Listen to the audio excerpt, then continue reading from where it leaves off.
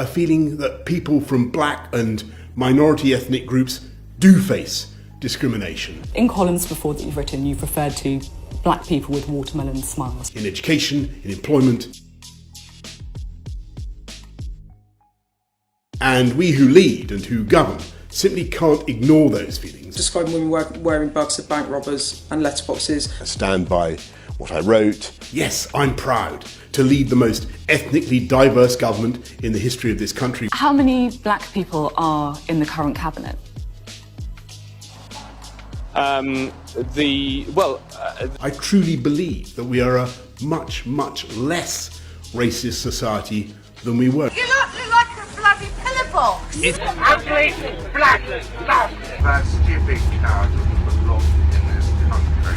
You're right, we're all right to say Black Lives Matter. Health professionals who have been warning for weeks about the difficulties that BAME staff in particular have in accessing PPE were particularly concerned that no recommendations were made in the published review on protecting those most at risk. I will not support those who flout the rules on social distancing. Are you expecting millions of people around the country to believe that Dominic Cummings needed to take a 60-mile round trip to a local beauty spot with his wife and child just to test his eyesight? After such sacrifice, we can't now let it get out of control.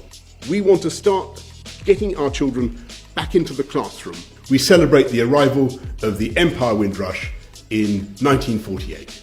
The so-called Windrush generation are being denied healthcare, benefits, pensions and passports, being stripped of their jobs and threatened with deportation. And we remember the contribution of the Afro-Caribbean workers. Former nurse of Caribbean origin who was brought to the UK as a baby and indeed whose father served in the Royal Air Force is now facing deportation from the country, which she's called home for most of her life. In the NHS and across all public services. Dexter Bristol was found dead 3 weeks ago.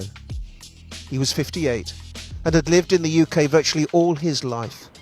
He was one of thousands of Windrush children. His last year was spent having to try to prove he was British.